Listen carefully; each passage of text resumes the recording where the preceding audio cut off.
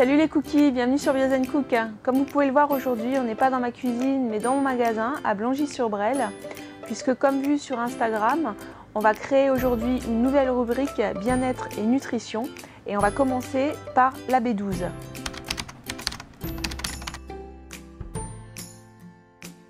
Donc cette fameuse B12, également appelée cobalamine, à quoi sert-elle? Tout d'abord au fonctionnement normal du cerveau et du système nerveux, à la formation du sang, des globules rouges, blancs et des plaquettes, à la synthèse de l'ADN, à la synthèse des acides gras, des sucres et du phosphore, à la production d'énergie et à la croissance.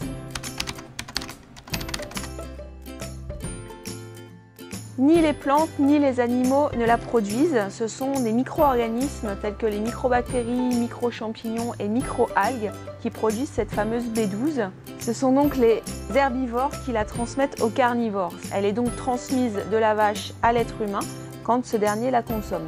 Si on prend l'exemple de la vache, elle a un système digestif qui est lent et qui permet aux bactéries intestinales de se développer et de produire de la B12. Certains animaux plus petits ont un système digestif beaucoup plus rapide. Ils n'ont pas le temps donc d'assimiler cette fameuse B12. Ils deviennent donc copophrages. En fait, ils bouffent leur crotte. Chez les humains, la B12, ils la trouvent principalement dans leur alimentation, donc l'alimentation animale principalement, dans les compléments alimentaires ou dans certains produits enrichis en B12. Donc auquel cas, c'est marqué sur les étiquettes, comme par exemple la levure maltée. Il faut que ce soit vraiment indiqué enrichi en B12 ou contient de la B12. Nous stockons la B12 dans le foie, le pancréas, le cœur et le cerveau. C'est pour ça que les carences arrivent après quelques années puisque le corps a des réserves de B12. Les quantités à prendre par jour sont très faibles, elles sont de 2,5 à 3 microgrammes, ce qui est vraiment très peu. Il n'y a aucune toxicité possible si vous prenez trop de B12, elle est hydrosoluble, c'est-à-dire que vous allez l'éliminer en faisant pipi.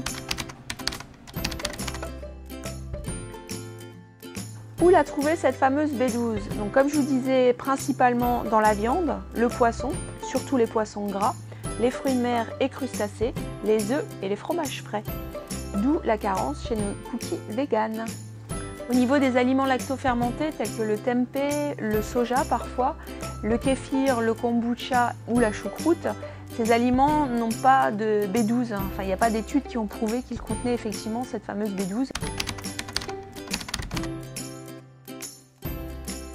Au niveau des troubles, ça se caractérise par de l'anémie, une grande fatigue, de la faiblesse, de la constipation, une perte d'appétit, une perte de poids, de la dépression parfois, des engourdissements et des fourmillements au niveau des extrémités, donc des pieds et des mains.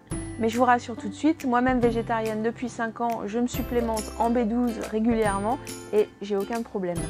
Chez nos cookies carnivores, après 50 ans, la B12 est moins bien assimilée. Donc c'est pour ça qu'il ne faut pas hésiter à se supplémenter parce que ça peut créer des troubles neurologiques. Chez certaines personnes souffrant de troubles digestifs comme la maladie de Crohn, la maladie cœliaque, il y a également une mauvaise assimilation de la B12, donc pareil, il faut une supplémentation. N'hésitez pas à consulter un professionnel de la santé si vous avez un de ces troubles.